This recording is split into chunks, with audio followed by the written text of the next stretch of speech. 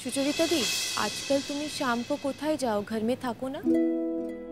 কেন? नहीं, গেছিলাম उस दिन। वो आजकल तो और विपाशा दीर बाड़ीते आशा হয় ना और शिमुल के साथ भी देखा হয় ना और इतना सारा प्रॉब्लम्स चल इसलिए उसके साथ मिलने गई थी। तो मैंने सोचा कि तुमको भी बुला लूँ। घर जाके देखलाम कि तुम ही नहीं और ट्विंकल भी बोल लो आजकल तुम शाम को घर में থাকো ना। 8-9 बेजे जाए आसते आसते। কোথায় যাও গো সুচরিতা দি? কোথায় আর যাব, ধারে কাছেই ছিলাম।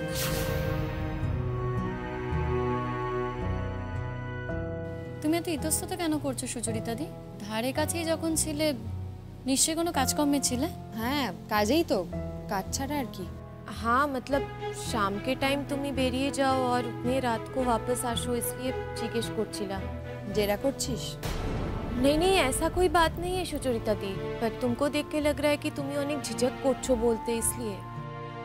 কিছু হয়েছে সুচরিতা দি? নতুন কোনো কাজ খুঁজছো? না না, চেষ্টা তো করছি খোঁজার, এখনো কিছু পাইনি।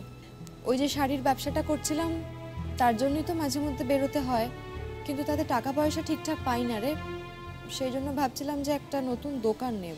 দোকান? হ্যাঁ। দোকান কোথায় নিচ্ছ? মানে নেবে তুমি ঠিক করেছো? ওই স্টেশনের দিকে। স্টেশনের দিকে দোকান? সেটা অনেক দাম পড়বে গো। ভাড়া নিচ্ছ? না না, ভাবছি কিনেই নেব। কিনে নেবে? হ্যাঁ, ওই ধার দেনা করে একজন ধার দেবে বলেছে, ভাবছি পরে শোধ দিয়ে দেবো। ओह फिर तो ठीक है। और वो इलाका भी अच्छा अच्छा सेल হবে। হ্যাঁ, সেই ভেবেছিলাম তো গান বাজনা করে অনেক কিছু করতে পারবো, সেটা তো আর হলো না। তাই দেখো সুচরিতা দি, আমরা সবাই এক একটা জীবন যুদ্ধের মধ্যে দিয়ে যাচ্ছি। সেখানে আমরা কি বা করতে পারি বলো? আর গান বাজনা করে যে খুব বেশি কিছু করতে পারতাম তাও কিন্তু নয়। দেখো সময় তো লাগবেই, আর যা পরিস্থিতি সেখানে গান বাজনা করে যে বিশাল কিছু রোজগার করব সেরকমও কোনো লক্ষণ কিন্তু দেখতে পাচ্ছি না। আর আমাদের যা অবস্থা সেখানে অন্য কিছু করে তো রোজগারও করতে হবে। আমাদের মধ্যে একমাত্র বিপাশাদির অবস্থা ঠিক ছিল, কিন্তু এখন বিপাশাদির যা কন্ডিশন সেখানে বিপাশাদিরই সব থেকে বেশি ভাবতে হবে যে বিপাশাদি কি করবে। हाँ पर पता नहीं बिपाशा दीर अब की होबे, कहाँ जाएगी, कहाँ पे रहेगी। हाँ শুনেছিলাম কি একটা রিসেপশনিস্টের জব আছে, पर वो कंफर्म হয়েছে কিনা ये भी तो नहीं पता ना। কি রে, তোরা এসেছিস? কখন এলি? অনেকক্ষণ বিপাশাদি। স্কুলে যাসনি আজকে? না, স্কুলে যাইনি। শরীর ঠিক আছে? ঠিক আছিস তো? আমি ঠিক আছি বিপাশাদি। তোমার কাজ মিটলো? কাজ তো হয়েছে, মিটে গেল, তারপরেই তো এলাম।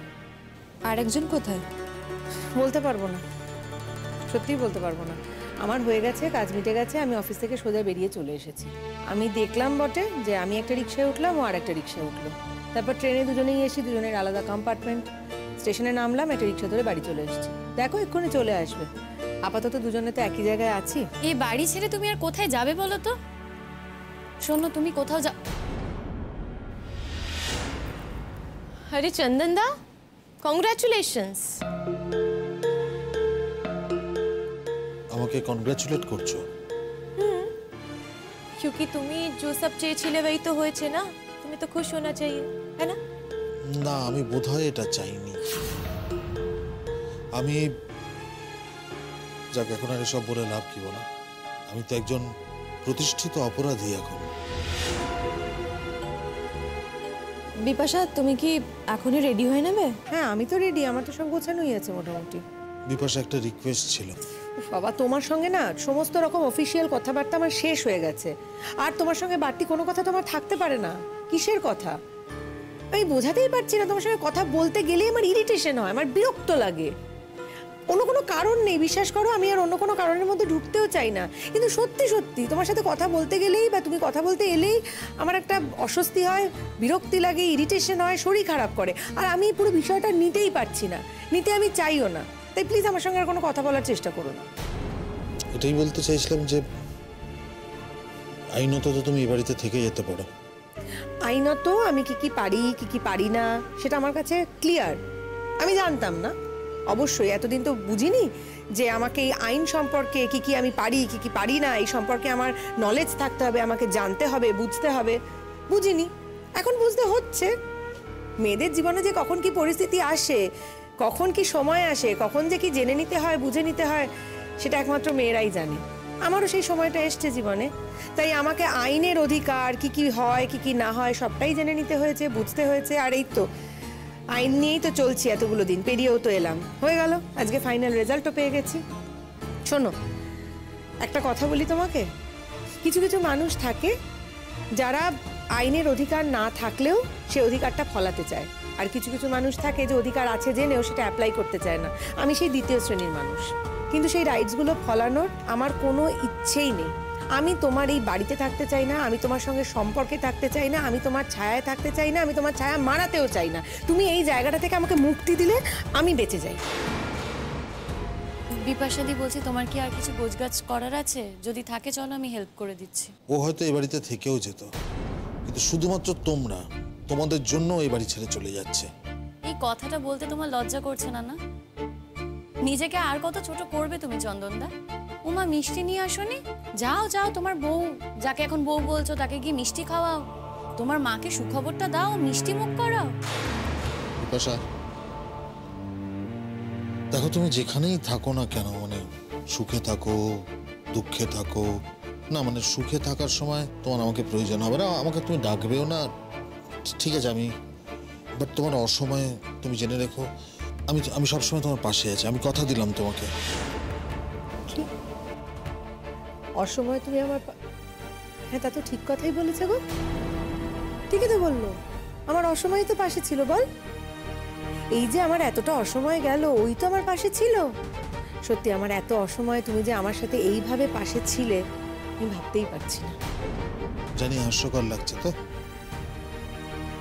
মজা করছো, আমাকে নিয়ে মজা ওঠাচ্ছ। আমি জানি কথাগুলো আমি যেগুলো বলছি হয়তো এই সময় দাঁড়িয়ে তোমার শুনতেও খারাপ লাগছে, কিন্তু বিপাশা আমি তোমাকে একটা কথা বলছি, আমি যেটা বলছি, আমি যেটা বললাম, আমি সেটা মন থেকে বললাম, এর মধ্যে কোনো ভুল নেই। আমি একদম আমার অনুভূতি থেকে কথাগুলো বললাম। তোমার আবার অনুভূতি? তোমার অনুভূতিগুলো বরং তোমার কাছেই রাখো চন্দন, হ্যাঁ, তোমার ওই বউয়ের জন্য। এখন এখানে দাঁড়িয়ে এগুলো বলার কোনো মানেই হয় না। শুধু বউ না, সারা পৃথিবীর সামনে এই কথাটা আমি দাঁড়িয়ে বলতে পারি। আর একটা কথা বলি তোমাদের, যেটা শুনতে হয়তো তোমাদের খুব খারাপ লাগবে, এখনো আমি বউ বলতে শুধু বিপাশাকেই বুঝি, আর কাউকে না। তাই তাহলে এই যাদেরকে বাড়িতে নিয়ে এসেছো তারা কি, তাদের কি পরিচয়, সেটাও তো তোমাকেই ডিসাইড করতে হবে। আশ্চর্য। তুমি না যাও প্লিজ, আমাকে একটু আমার মতো করে গুছিয়ে নিতে দাও, আর তো কিছুক্ষণের ব্যাপার। যাওয়ার আগে মায়ের সাথে একবার দেখা করে যাও। মা, এতদিন তোমার মাকে না সত্যিই নিজের মা ভাবতাম, যেটুকু করেছি সেটুকু মন থেকে নিজের মা মনে করেই করেছি, কিন্তু এখন আর ভাবি না গো, আর ভাবি না। হ্যাঁ, তবে কি বয়োজ্যেষ্ঠ মানুষ, এ বাড়ি থেকে তো একেবারে চলেই যাচ্ছি, চলে যাওয়ার আগে এটুকু সৌজন্য না দেখালে আমার ভালো লাগবে না, তাই বলে যাবো। আর মিস করবো তোমার মেয়েটাকে, বাচ্চাটার সাথে কদিনে জড়িয়ে পড়েছিলাম তো খুব, ওর জন্য খারাপ লাগবে। দেখা করে যাবো এসে এসে, হ্যাঁ একদম, যখন তুমি থাকবে না তখন। তুমি থাকার সময় আসার কোনো প্রশ্নই উঠছে না। তুমি বরং বাড়িতে একটু বলে রেখো পারলে, যদি কখনো এপাশ দিয়ে যাই তাহলে দেখা করে যাবো একবার। বিপাশা, প্লিজ করো না, প্লিজ এটা করো না। তোমার এই চোখের জলটা না আমার জাস্ট প্রতারণা ছাড়া আর কিচ্ছু মনে হচ্ছে না, এটা প্রতারণা ছাড়া আর কিচ্ছু না, আর খুব নাটুকে মনে হচ্ছে, আমার কিচ্ছু এসে যায় না, আমাকে টাচও করে না, প্লিজ করো না। বিপাশাদি প্লিজ উত্তেজিত হও না। দেখো, সব উত্তেজনা তো প্রশমন ঘটে গেছে, তাই উত্তেজনা দেখিয়ে কোনো লাভ নেই। চলো বিপাশা, এখানে যতক্ষণ থাকবে ততক্ষণ ও এইসব বলে তোমাকে ইরিটেট করবে। হ্যাঁ চলো, আমরা হেল্প করে দিচ্ছি তোমাকে। হ্যাঁ, আমার তো সব গোছানোই আছে, আর কি আর নেবো এখান থেকে, দু চারটে যা কাপড় আছে সেই তো নেবো, আর কিছু না। আশা করি তুমি তোমার সব জিনিসপত্র নিয়ে যাচ্ছ। তোমার আশা অনুযায়ী পৃথিবীর সমস্ত কাজ হবে সেটাই বা ভাবো কি করে, বা তুমি যেটা যেটা আশা করছো সেই অনুযায়ী আমিও কাজ করব এটাই বা ভাবো কি করে। তোমাদের বাড়ি থেকে পাওয়া কোনো জিনিসই আমি নেব না, সমস্তটাই রাখা থাকবে মধুরিমার জন্য। Thank you. একটু চলো তো, জিনিসপত্রগুলো গুছিয়ে নিতে হবে। আমি ধরছি। আয়।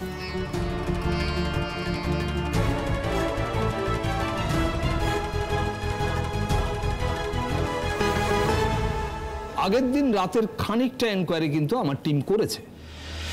হ্যাঁ, আপনি শ্বশুরবাড়ি গিয়েছিলেন, কিন্তু যখন পৌঁছানোর কথা ছিল আর যখন পৌঁছেছেন দুটোর মধ্যে আকাশ পাতাল তফাৎ।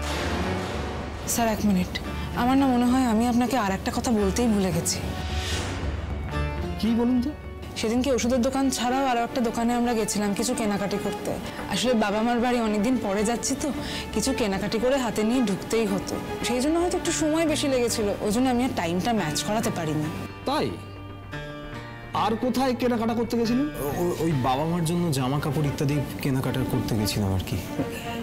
জামা কাপড় ইত্যাদি কেনাকাটা করতে গেছিলেন, কিন্তু গেছিলেন কোথায়? না না, ঠিক আছে, বলতে হবে না, আমি পেপার দেব, লিখে দেবেন।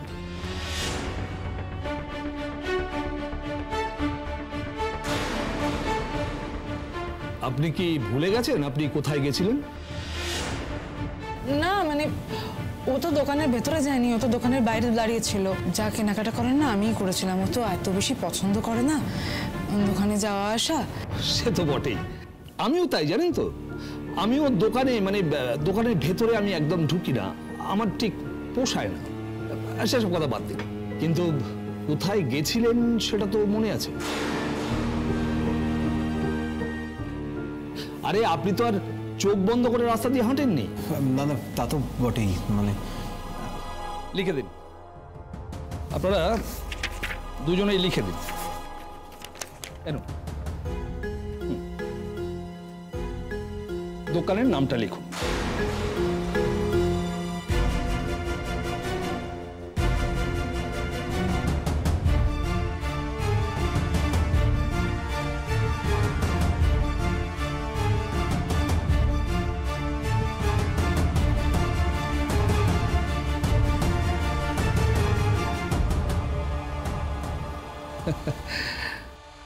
আমি কিন্তু দেখতে পাচ্ছি পরীক্ষার গার্ড ডিউটির কথা মনে পড়ে যাচ্ছে। আমাদের স্যাররাও এরকম করতো, জানেন তো, মানে আমরা ইশারায় বন্ধুদের কিছু হেল্প করার চেষ্টা করতাম, বন্ধুরাও করতো, তবে সে সময়টা কিন্তু পার হয়ে গেছে।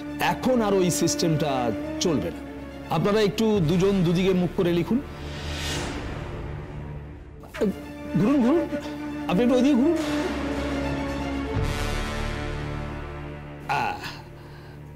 আপনি একটু এদিকে ঘুরুন। এবার লিখুন, আমি আপনাদের জন্য 10 গুনছি। 1 2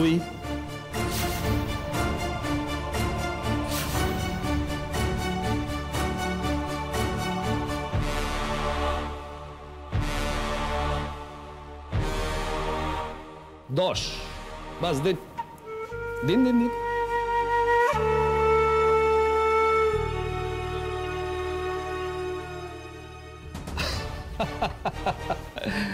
আপনারা তো একদম তৈরি ছিলেন না, একটু কনসাল্ট করে নিতে পারতেন। দেখুন, এই যে বিষয়টা আপনারা বলবেন নিজেরা একটুখানি বলা বলি করে নিতে পারতেন, মানে নিজেদের মধ্যে আলোচনা করে নেওয়া উচিত ছিল। আপনাদের হোমওয়ার্ক ভীষণ কাঁচা, ভীষণ কাঁচা, তাই ধরা পড়ে গেলেন, মিলল না। স্যার, তা থেকে তো এটা প্রমাণ হয় না বলুন যে আমরা দোকানে যাইনি বা কেনাকাটা করিনি। আমি অবশ্যই দোকানে গেছিলাম এবং কেনাকাটা করেছি, এবং ও দোকানের বাইরে দাঁড়িয়েছিল এবং ও না ঠিক দোকানের নামটা খেয়াল করেনি। আচ্ছা, এটা কি কোনো ইন্ডিভিজুয়াল দোকান নাকি কোনো মলে গিয়েছিল? মলে।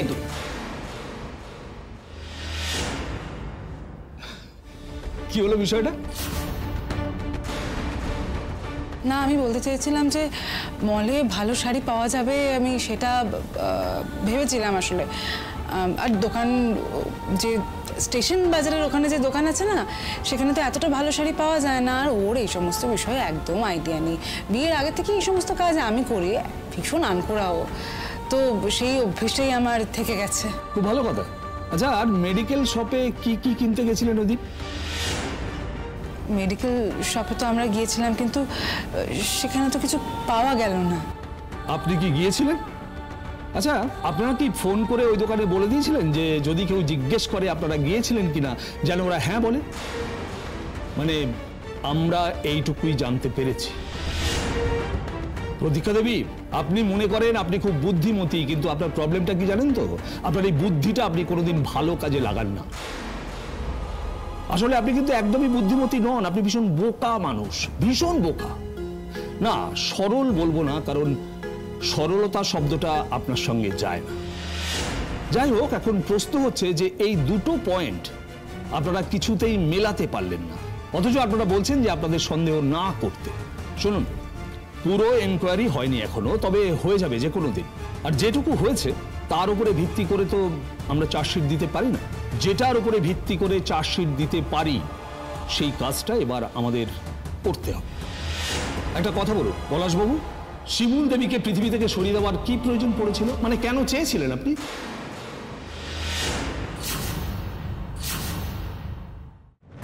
এসব এসব কি বলছেন স্যার? আমি এসব স্বপ্নেও ভাবতে পারি না। এত সব কিছুর পরে এরকম একটা অভিযোগ? ছি ছি ছি ছি ছি ছি ছি ছি ছি ছি, এরকম একটা অভিযোগের পরে তো আমি মুখই দেখাতে পারবো না কাউকে। তাই মুখ দেখানো এত দুষ্কর হয়ে যাচ্ছে তো এটা আগে ভাবেননি? আপনি আপনি স্যার আমাদের ভুল বুঝছেন, আমরা এরকম কিছু করিনি। আমাদের যদি এরকম কিছু করারই থাকতো তাহলে কি আমরা অত দূরে গিয়ে ওরকম একটা জায়গায় এই কাণ্ডটা ঘটাতাম? আর স্যার সেদিন যদি ওই পথ দিয়ে না আসতো তাহলে তো আমার এই উদ্দেশ্যটা সিদ্ধই হতো না। আপনি সেটাও একবার ভাবুন। আচ্ছা, আর কি যুক্তি আছে বলুন তো? স্যার যুক্তি না মানে আমি আপনাকে বলছি, আপনি বিশ্বাস করুন আমি এই কাজটা করিনি স্যার। কিছু কিছু লোক থাকে যারা খুন করতে পারে, কিন্তু আমি এটা করিনি স্যার। আমি সেই জাতীয় লোক নই স্যার। বলছেন? হ্যাঁ স্যার, প্লিজ স্যার আমাকে আপনি ছেড়ে দিন, আমি আপনাকে রিকোয়েস্ট করছি স্যার। আমি চাকরি থেকে আজকে ছুটি নিয়েই এই থানায় এসেছি। এইসব যদি জানাজানি হয় আমার চাকরিটা আর থাকবে না স্যার। কি করবো বলুন, আমাকে আপনি ছেড়ে দিন স্যার। আমি সত্যি বলছি আমি কিছু করিনি, এই বিষয়ের সঙ্গে আমি জড়িত ছিলাম না স্যার। এমনিতে তো আমার চাকরি চলেই গেছে।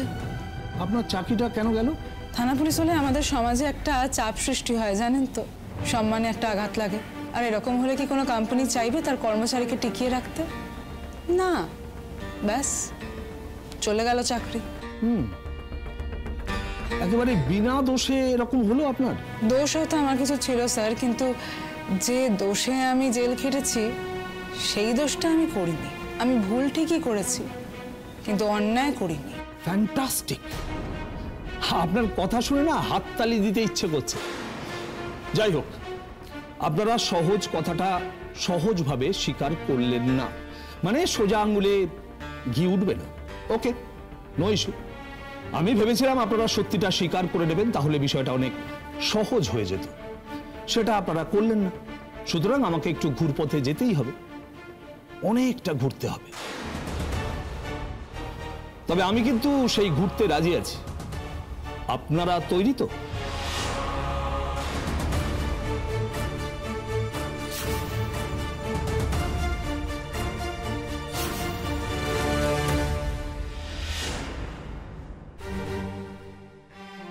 আর দেরি করা যাবে না, চলো। চলো।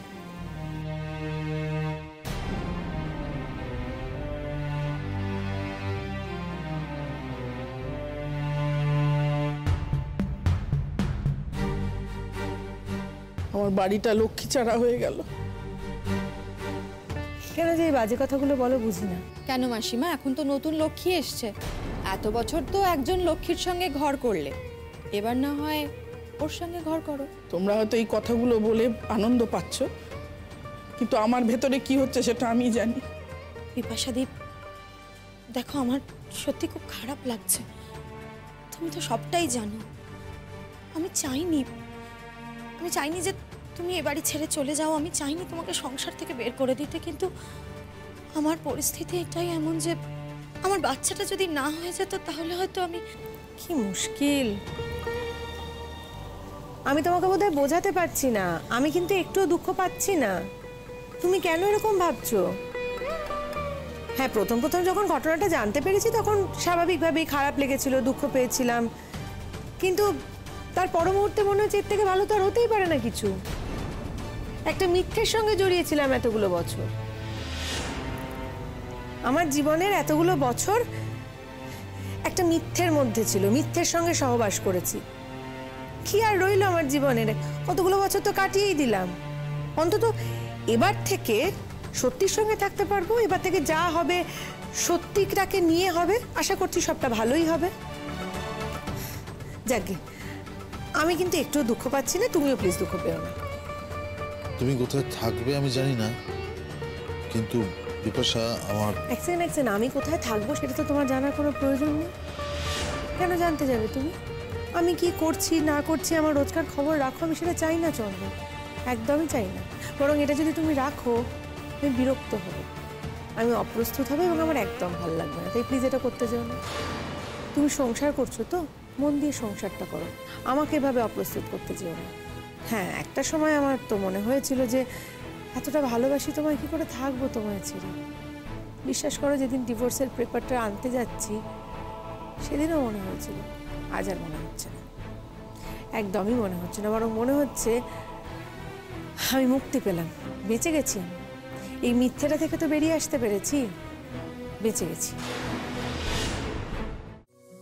স্বামীকে নিয়ে, সন্তানকে নিয়ে, শাশুড়িকে নিয়ে সুন্দর করে সংসার করো মধুরিমা, নতুন বউয়ের মতো করেই। বুঝতেই তো পারছো যে তোমার বরের আর আমার প্রতি কোনো আকর্ষণই, মানে আকর্ষণটা ছিলই না, ফুরিয়ে গেছিল বলেই তো তোমার প্রতি আকর্ষণটা তৈরি হয়েছিল। তাই ওর আগের জীবনে যে কেউ একজন ছিল সেটা ভুলে যেও। হ্যাঁ, বলতে পারো আমার তোমার বরের প্রতি আকর্ষণ ছিল।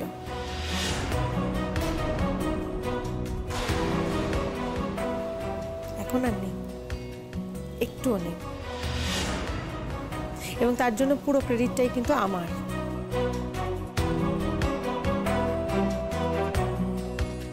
আমি নিজেই নিজেকে ক্রেডিট দিচ্ছি, আমি নিজেই নিজে খুশি থাকার চেষ্টা করছি এবং নিজেই নিজের পিঠ চাপড়াচ্ছি যে আমি এটা পেরেছি। ফাইনালি আমি নিজে থেকে এটা পেরেছি।